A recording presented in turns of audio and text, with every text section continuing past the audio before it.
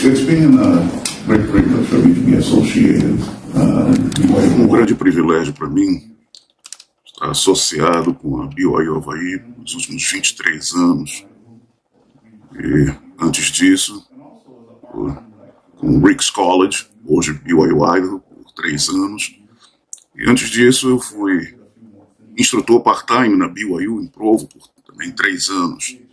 E antes disso, eu fiz algumas outras coisas. Eu comecei trabalhando em 1976 como fiscal de obras no sistema do metrô do Rio de Janeiro. Depois eu fui para a indústria dos computadores e consegui ser treinado como analista de sistemas. Trabalhei com computadores. Foi muito bom. Em 1990, viemos para os Estados Unidos e depois, quando terminei meus diplomas, as coisas não aconteceram exatamente como eu planejava. Mas antes de começar, eu quero compartilhar com vocês só um pouquinho dessa jornada que eu chamo de uma jornada improvável. Depois eu vou ter esse meu prazer responder perguntas. Minha filha Cristina está aqui no celular, gravando. Eu tenho alguns ex-alunos que gostariam de assistir. Nós temos gente na Flórida, em Idaho, na Austrália, provavelmente alguns dos meus filhos, no estado de Washington, no Texas, e talvez alguns brasileiros também possam estar assistindo. Como eu mencionei, eu chamo essa minha jornada de uma jornada improvável, porque eu nunca planejei fazer um doutorado ou me tornar um professor de religião. Nunca pensei no assunto. Eu tinha ensinado o Instituto de Religião no Brasil, de vez em quando, por 8 anos, mas era só um chamado na igreja, eu não tinha ideia de fazer aquilo em tempo integral. Inicialmente, na época dessas fotos aqui, essas são fotos de 1974 ou 75, não tenho certeza. Essa aqui com meus pais, minha família, 1977, e essa outra aqui à direita foi no dia 18 de junho de 1978. São uma sessão de uma foto, e foi na ocasião em que meu pai e eu recebemos o sacerdócio arônico e fomos ordenados sacerdotes. Isso foi alguns minutos depois da nossa ordenação. Nesse ponto da minha vida eu não tinha ideia nenhuma de que seria professor de religião ou que ia ter doutorado, nada disso. Aqui nessa época eu estava trabalhando em construção, depois fui trabalhar em computadores, e isso eu achava que minha carreira ia ser nisso. O que aconteceu foi que eu notei algumas coisas interessantes a meu respeito durante a minha juventude. Essas fotos aqui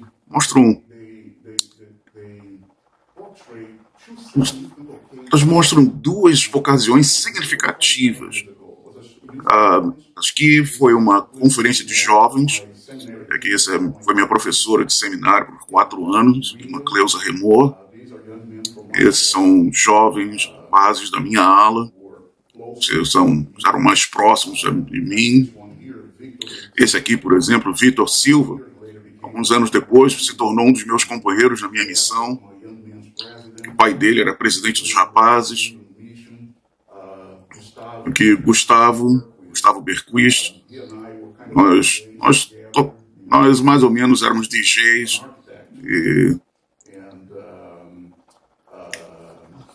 a irmã do Gustavo, Lilian, é uma paleontologista e serve no templo, oficiante de ordenanças no templo do Rio de Janeiro. Ela é professora na Universidade Federal do Rio de Janeiro. Então, essas são pessoas que até hoje temos alguma conexão entre nós. Começando do Vitor, que está do outro lado do véu já. O que aconteceu nessa conferência de jovens foi que uma das atividades da conferência de jovens era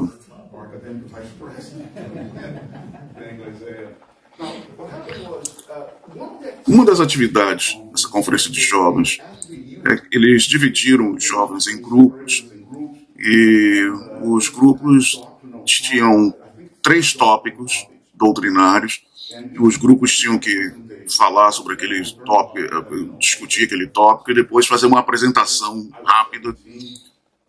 Então, o que aconteceu é que naquela época eu lia muito. O que foi quando nós entramos para a igreja, meu pai era um executivo na Petrobras e ele era o controller e o que aconteceu foi que logo depois que nós nos batizamos, meu pai foi numa viagem a negócios em São Paulo e ele foi no centro de distribuição da igreja e foi lá e comprou metade de todos os materiais que eles tinham no centro de distribuição. Ele trouxe uma caixa para casa. Numa viagem subsequente, ele foi lá e comprou a outra metade dos materiais que tinham lá. Aí, em 1976, eu vim aos Estados Unidos como turista, passei 2 semanas em Los Angeles e depois fui a Salt Lake City. E quando eu cheguei em Salt Lake City, o primeiro lugar que eu fui foi a loja da Deseret Book e comprei 3 caixas de livros. E depois da bookstore, nós fomos para o correio e eu peguei aquelas 3 caixas de livros que eu tinha comprado na Deseret Bookstore e despachei aqueles livros para mim mesmo no Rio de Janeiro. E eu li aqueles livros. Uma vez eu estava almoçando com o professor Truman Madison e eu disse para ele que eu tinha lido a História Compreensível da Igreja. Ele falou, ninguém lê isso, faz uma coisa dessa. Eu falei, eu comprei, paguei, eu li. Então eu tinha uma boa base de conhecimento já naquela época. E o que aconteceu foi que eu pude fazer apresentações que eram bem profundas, com ideias, e eu fiquei surpreso em ver quão facilmente eu podia apresentar aqueles conceitos e conectar com escrituras e com as coisas que eu tinha lido nos livros, e com doutrina mormon e doutrinas de salvação, ou artigos de professor Hugh Nibley. Até os líderes ficaram espantados na ocasião. E eu acho que fiquei mais surpreso comigo mesmo. Mas não cheguei a pensar nada na época sobre me tornar professor de religião. Porque naquela época a crença na igreja, em geral, era que eu não tinha um sacerdócio. E foi a época que Miriam e eu começamos a namorar.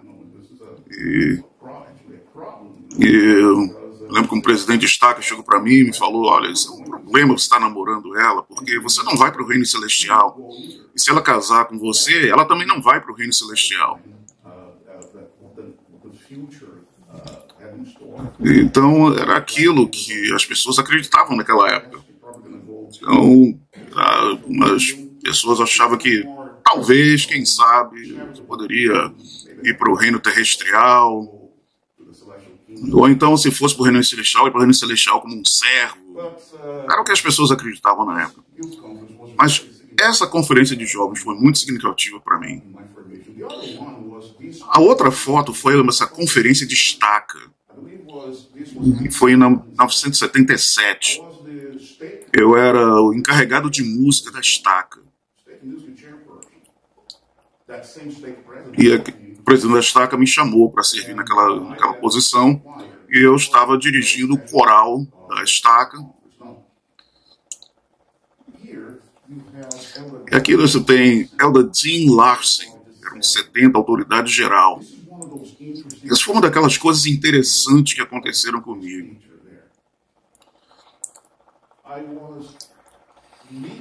Eu estava dirigindo a música da congregação na sessão de sábado à noite dessa conferência de estaca. E Elder Larsen estava fazendo o discurso dele. E lá pelas tantas do discurso dele, ele parou. E então, em espanhol, ele falou: Me gusta muito ver como Marcos dirige. Eu gosto muito de ver como o Marcos dirige a música. Eu fiquei espantado. Poxa, 70 falando de mim. Eu estava sentado lá no púlpito e, de fato, uma das coisas interessantes que aconteceu, eu não esqueço disso. Antes da reunião, uma hora e meia antes eu estava sentado lá no púlpito e um membro do Sumo Conselho chegou. Eu estava sentado no último banco do púlpito. E ele chegou, me viu sentado lá e falou: sai daí! Para que ele pudesse sentar. Eu pensei: poxa, você sabe que é um membro do conselho, você sabe que eu sou um líder também na estaca, né? Tudo bem, mas ele sentou, tudo bem. E eu acho interessante isso. Naquela reunião, onde o membro do subconselho falou: sai daí, a autoridade geral me elogiou. Agora, o interessante, a ironia é que depois da minha vida, eu servi 7 vezes como membro do Sumo Conselho. Acho que é uma coisa meio irônica lá. Mas esse coral, essa irmã aqui foi minha professora de instituto. Essa outra irmã aqui foi o marido dela, foi conselheiro na presidência da estaca, e que na época, em 1978, quando eu fui para a missão, meu presidente de estaca estava fora da cidade e foi ele quem me designou como membro do Sumo Conselho, como missionário de tempo integral. Ela não estava cantando no coral, mas ela estava em pé lá. Então, posteriormente, ela e o marido foram líderes da missão Brasil-Recife. Essa outra irmã aqui, o futuro marido dela, um dia serviu como meu conselheiro no bispado. Aqui está minha mãe, depois serviu também como líder de missão com meu pai. Esse outro irmão aqui, Pedro Penha, também amigo meu, muito amigo meu. Depois ele foi presidente de estaca, presidente de missão, 70 de área e atualmente é presidente do Templo do Rio de Janeiro. Essa irmã aqui, a irmã Patrícia, na época era Patrícia Brito, hoje é Patrícia Camargo. E hoje em dia ela e o marido serviram como líderes da missão em Portugal. E hoje o marido dela é conselheiro na presidência geral da Sociedade de Socorro. Então, é interessante nessa foto aqui ver quantas pessoas nessa foto aqui eventualmente foram servir na igreja em posições de destaque, de grande responsabilidade. Então, mas até aquela época eu não pensava que tinha nada especial a meu respeito. E nem pensava em nada sobre serviço, né, no futuro. Mas bem, então, na sala do conselho da primeira presidência do Fórum dos 12 Apóstolos, no dia 1º de junho de 1978, tudo mudou. O anúncio da revelação foi feito no dia 8 de junho e o comunicado à imprensa se tornou o que hoje nós chamamos de Declaração Oficial 2 no livro de Doutrina e Convênios. Então essa revelação mudou tudo. Essa foto aqui foi dia 6 de novembro de 1978, quando meus pais e eu recebemos nossas investiduras e fomos selados como família. Eu já estava servindo como missionário de tempo integral. E Miriam já era uma missionária retornada, então quando eu retornei da missão, finalmente nós casamos e fomos morar no sul do Brasil. Nem tudo era bonitinho. E, de fato, algumas coisas ainda não são algumas sobras desprezáveis daquela proibição do sacerdócio continuaram a ter impacto na minha vida. pessoalmente, profissionalmente. Profissionalmente não foi tão ruim assim. Isso implicou que eu recebi muitos convites para discursar. Não no Brasil, mas nos Estados Unidos todo mundo queria me convidar para falar sobre minha família, a história da minha família, nossa conversão, sobre a Revelação de 78. Então eu consegui uma porção de milhas de viagem por causa disso. No Brasil eu recebi muitos convites para discursar, mas nunca para falar sobre esse assunto. Isso é um traço cultural que nós temos lá no Brasil, que nós geralmente não falamos sobre coisas que são desagradáveis. Nós deixamos de lado coisas que não são desejáveis. Bom, pessoalmente, essas coisas me causaram impacto em mim. Meus pais e eu entramos para a igreja porque nós tínhamos um testemunho que Joseph Smith tinha sido um profeta de Deus, que Deus e Jesus Cristo apareceram a ele. Nós tínhamos perguntas, mas não tínhamos dúvidas. Agora, eu tenho essa foto aqui para indicar às pessoas qual era o problema principal dessa proibição de ordenação de negros ao sacerdócio. Você lembra da escritura em Isaías? Quão belos sobre as montanhas são os pés daqueles que declaram paz, que dizem Sião, teu Deus reina. Mas os negros, até 1978, membros da igreja, não podiam ter belos pés sobre as montanhas. E não podiam dizer teu Deus reina. Não podiam, porque não era permitido a eles. Em essência, o que estamos dizendo é que eles não podiam receber o sacerdócio, consequentemente não podiam receber as ordenanças do templo. Então não podiam ter as bênçãos de exaltação e vida eterna. E isso significa que, essencialmente, fundamentalmente, significa que a expiação de Jesus Cristo tinha um efeito apenas parcial para as pessoas que tinham ascendência africana negra. Isso nunca foi um tópico de pesquisa meu, mas como eu recebia muitos convites para discursar, eu tive que estudar o assunto.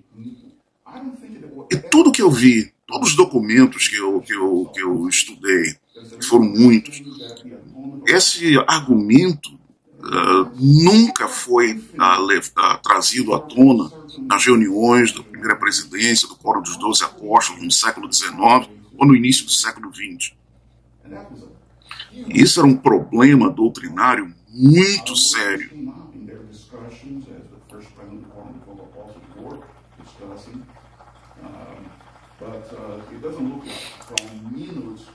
Pelas minutas das atas das reuniões da primeira presidência do Quórum dos 12 Apóstolos que eu li naquela época, não foram, nada disso foi discutido. Esses conceitos, a ligação com a expiação não foi levada em consideração. Bom, vamos falar sobre boas coisas. Eu estive na BYU, e são fotos minhas na BYU, foi uma foto no jornal da universidade, e essa aqui foi o meu primeiro simpósio Sidney Sperry, em 1993, fiz uma apresentação lá, 30 anos atrás. E aqui no Ricks College, eram 2 artigos no jornal da faculdade, onde eles abordaram minhas atividades. Tem outros artigos aqui na BYU também, mas eu já estava mais velho e meio preguiçoso, então não escaneei aqueles artigos. Ora, esse período aqui na BYU, talvez uma das coisas principais foi minha colaboração com a BYU TV, e eu agradeço à administração da BYU por ter permitido que eu pudesse trabalhar com eles em alguns projetos. E isso foi importante porque quando chegou a época de eu ter o meu green card, minha residência nos Estados Unidos, o fator decisivo foi justamente minha colaboração com a BYU TV. O processo levou muito tempo, muito tempo. E uma vez nós estávamos em Honolulu, no escritório da advogada, e as coisas não estavam funcionando. E precisava de documentos, ainda declarações, com firma reconhecida, isso e aquilo. Aí tinha um assistente advogado que, olhando um fichário enorme lá com nossas informações, começou a ver as informações, aí ele olhou uma coisa assim, escuta, você trabalhou na televisão? Ele falou, eu tive assim, alguns documentários que eu participei aí, palestras. Ele falou para a advogada, por que nós não reapresentamos a candidatura dele para o Green Card como celebridade? E aí, umas semanas depois, nós recebemos a aprovação do nosso Green Card como celebridade. Aqui anos depois, eu trabalhei também, contribuí para o documentário, a série documentário O Messias. E esse aqui também foi um meme que foi interessante. Um dos meus alunos aqui na BYU Havaí tirou essa foto secretamente de mim e postou com o que eu teria dito na sala de aula. Então, parece que alguém gostou de mim. Nas minhas atividades profissionais também, eu sempre quis estar lá fora. Não apenas servindo na universidade, mas também usando minhas atividades para fazer novos amigos para a universidade, para a igreja. Então, tive no Oriente Médio, tive na Ásia.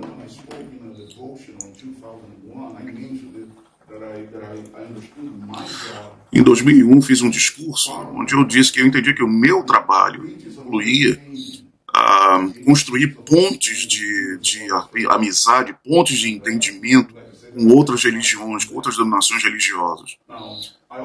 E também eu queria que minhas atividades profissionais trouxessem informação e conforto para membros da igreja em toda parte, tanto no campus como fora do campus da BYU Havaí. Então, 7 anos atrás, muito antes da pandemia, eu comecei a fazer serões online, usando Skype. Esse aqui, por exemplo, o primeiro foi para 2 estacas na Mongólia, em Ulaanbaatar. Eu tinha um aluno meu lá na frente da capela traduzindo. Então foi bom. O serão, tivemos perguntas e respostas. Mas o que tocou mais o meu coração foi esse irmão aqui. Irmão em Poços de Caldas, no Brasil, Mauro Menezes. Essa foi a experiência mais tocante que eu tive. Ele tem uma doença degenerativa e não pode mais se mover, não pode mais falar. E uma das coisas que ele faz é assistir televisão. E uma das coisas que ele assiste são os vídeos das minhas lives. E a esposa dele me enviou essa foto alguns dias atrás.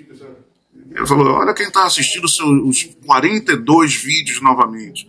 Isso tocou meu coração profundamente.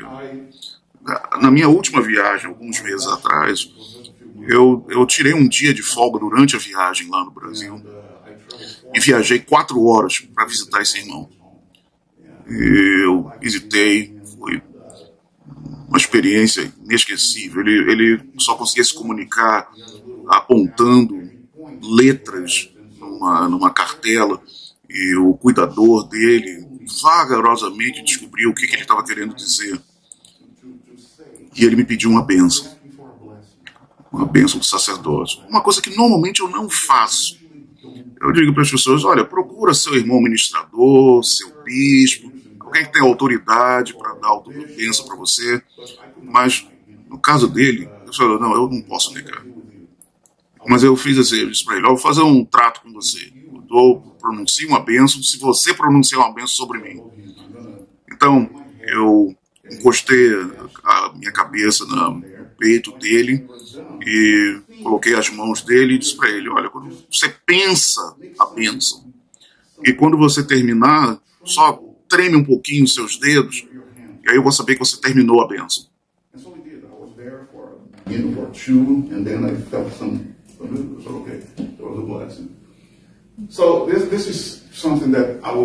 Isso é uma coisa que eu vou ter sempre na minha memória.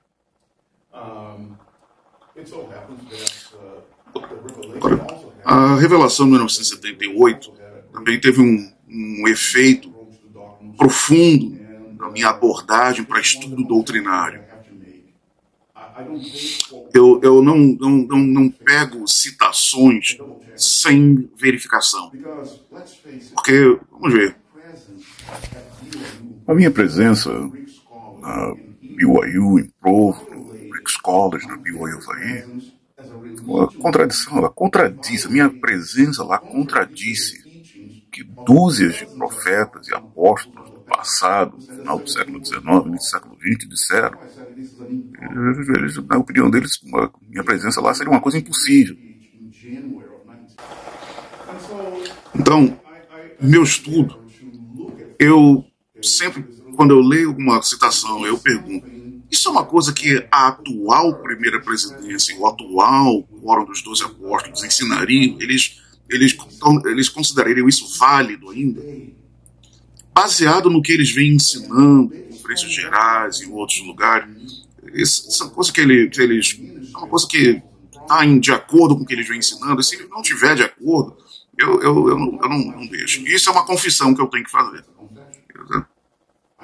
Eu sei que é uma coisa que é problemática para algumas pessoas, mas na realidade é o seguinte, olha, isso me afetou, então eu tenho que verificar tudo. Eu recebo mensagem de pessoas dizendo, olha, eu li essas coisas aqui que esse profeta ou aquele apóstolo falou em 1800 e pouco, 1900 e pouquinho, e eu não tenho como reconciliar isso. Eu entendo, não tem como. Agora mesmo, no último sábado, eu estava numa aula virtual com 2 missionários em Araçatuba, no Brasil, e um dos elders tem parentes aqui no Havaí, e esse jovem pesquisador deles está falando, Brigham Young falou isso, Brigham Young falou aquilo, não sei o que, eu não posso acreditar nessa igreja, é um problema para mim. Eu disse para ele, olha, Brigham Young não é um problema para você. Os profetas atuais não ensinam isso.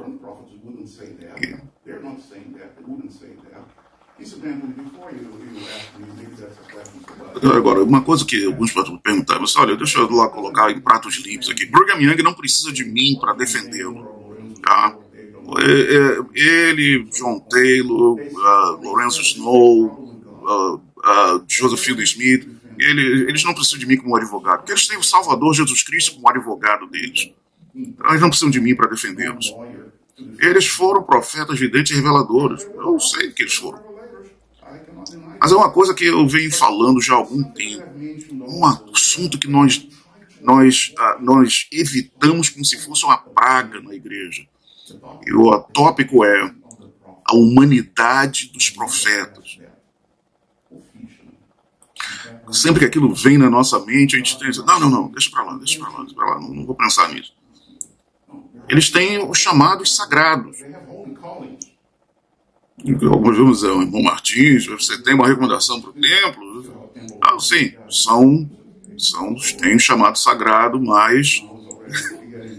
Então o irmão ali está já anotando ali o que eu estou dizendo, mas eu...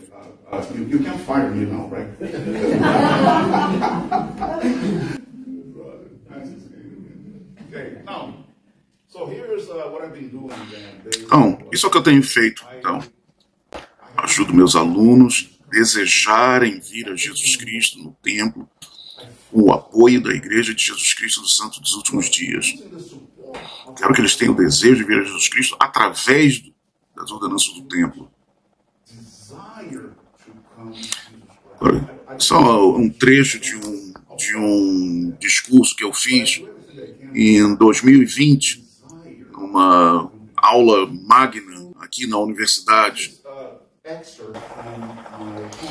Eu defino igreja como uma organização estabelecida por revelação para a salvação e exaltação da família humana. A igreja é o repositório terreno de oráculos, doutrinas, princípios, leis, convênios e ordenanças revelados dos céus e dos sacerdócios. A igreja é o repositório terreno dos sacerdócios e com suas chaves associadas necessários para ensinar essas doutrinas, princípios e leis, oficiar ordenanças e administrar convênios. Isso é que a igreja é para mim. A igreja é uma organização essencial, mas não é um fim em si mesmo. Acontece que é no templo que nós vamos ter comunhão com Deus. Portanto, podemos dizer que, embora a igreja tenha uma origem divina, a religião praticada pelos membros da igreja em sua vida cotidiana tem uma origem amplamente humana e pode ser atribuída a um grupo social, devido ao seu contato com e compreensão de seus textos sagrados e de experiências sagradas guiando seu comportamento e visões do mundo.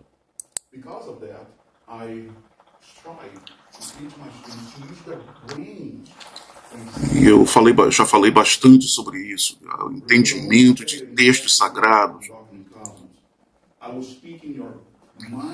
Então, com isso, meus objetivos são: eu procuro ensinar meus alunos a usar seus cérebros quando buscam a conexão com o poder do Espírito Santo. Lembra que o Senhor falou em Doutrina e Convênios, seção 8, o Senhor disse: falarei em tua mente e em teu coração, pelo poder do Espírito Santo. E em seção 100, em Elamã, capítulo 13, o Senhor expressai os pensamentos que eu vos puser no coração. Então, para ter essa conexão com o poder do Espírito Santo, temos que usar o nosso cérebro. Vou falar mais sobre isso daqui a pouco. E também nas minhas aulas eu procuro criar condições para abrir os céus e ajudar os alunos a dar uma espiadela lá dentro. Eu tento, nem sempre funciona, mas eu tento. Eu faço coisas como esses diagramas que vocês têm aqui, que primeiro foi sobre elementos do Evangelho, que eu apresentei em 2001, o outro foi de um serão que eu fiz na Universidade de Stanford, em 1998, para alunos de pós-graduação, membros da igreja, na Universidade de Stanford.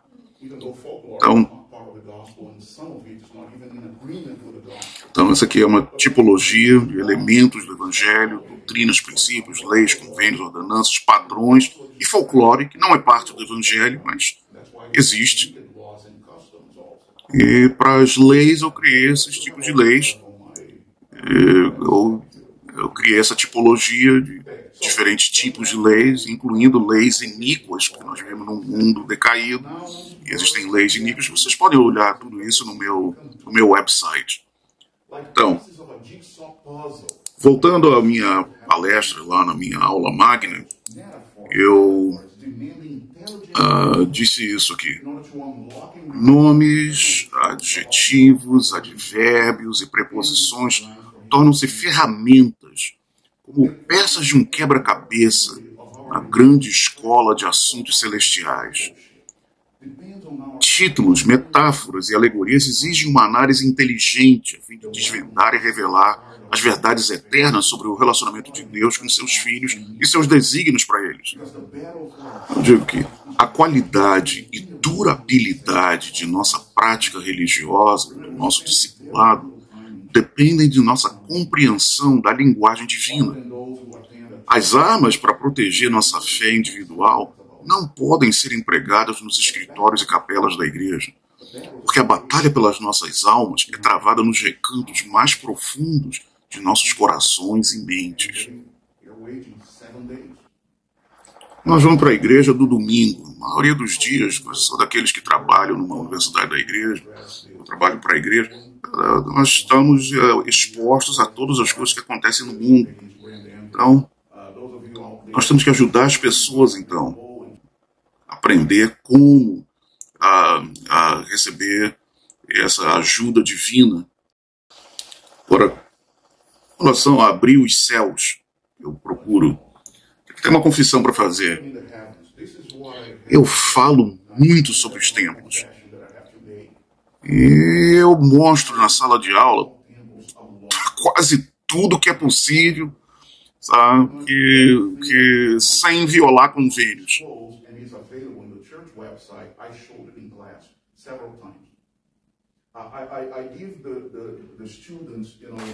Eu digo que eu falo com meus alunos aquilo que eu dizia para os meus missionários: olha, gostou do docinho? Tá vendo o docinho? Sentiu o cheirinho? Tá bom? Quer mais? Então vai lá no templo. Então, é isso que eu faço com os meus alunos. Mais uma.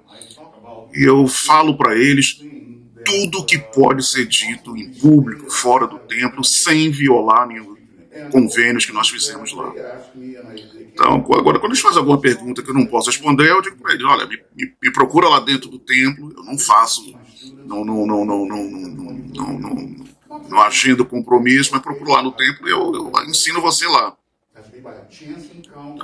Me chama lá, a gente vai num canto, ficamos sussurrando lá, conversando em sussurros. E é isso que... A importância é disso, que no templo nós aprendemos a natureza precisa do nosso relacionamento com Deus e de sua graça para nós. Olha, que nós vamos na igreja no domingo, o que nós vemos lá, a maior parte é a coisa do sacerdócio arônico. É ministração através de discursos, testemunhos, aulas, lições, sacramento, tudo é coisa do sacerdócio arônico. Ora, ocasionalmente pode ter um bebê sendo abençoado, uma confirmação, uma designação, aí usa o sacerdócio Melquisedeque. Mas acontece que o sacerdócio arônico é que permite o sacerdócio de Melquisedeque funcionar. É como as juntas de uma mão, que permitem que a mão possa se mover e realizar trabalhos. E assim é o sacerdócio arônico, prover esses procedimentos fundamentais que permitem que o sacerdócio Melquisedeque cumpra suas instruções, suas designações. Então, no templo, nós vemos, então, cerimônias e instruções do sacerdócio Melquisedeque. Por isso, pessoas vão para o templo e acham tudo estranho. Vai a primeira vez, acha estranho. Porque está habituado com reuniões do sacerdócio arônico, e aí está no templo e vê reuniões ou cerimônias do sacerdócio Melquisedeque. Parece que é uma mangueira de incêndio e a pessoa está com um copinho do sacramento para pegar água. Então, nas minhas aulas, todas as minhas aulas, os alunos que eu tive, milhares de alunos que eu tive, todos os meus cursos, todos eles receberam de mim uma aula de preparação para receber a investidura no templo. Isso é mais uma confissão que eu tenho para fazer. Meus alunos foram preparados por mim para entrar no templo e ter uma experiência positiva e não se sentir sobrecarregados pela experiência, assustados com a experiência. Agora, eu falei coisas sem violar convênios. Falei o máximo possível sem violar convênios. Coisas que estavam no site da igreja, que foram publicadas pela igreja oficialmente.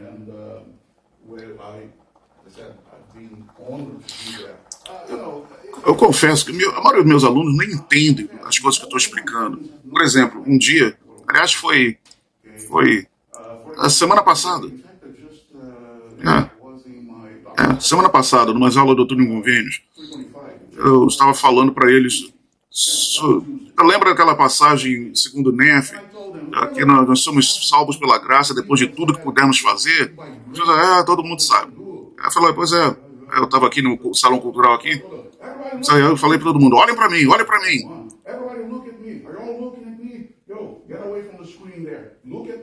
Aí eu disse para eles: depois de tudo que pudermos fazer, nós somos salvos pela graça. A maioria dos alunos olhou para aquilo e falou assim: e daí? Nada demais. Agora, teve outros alunos que fizeram: Okay, that's what I do. Ok? É isso que eu faço. Ok? Quer me demitir agora? Daqui a 2 semanas vai me demitir?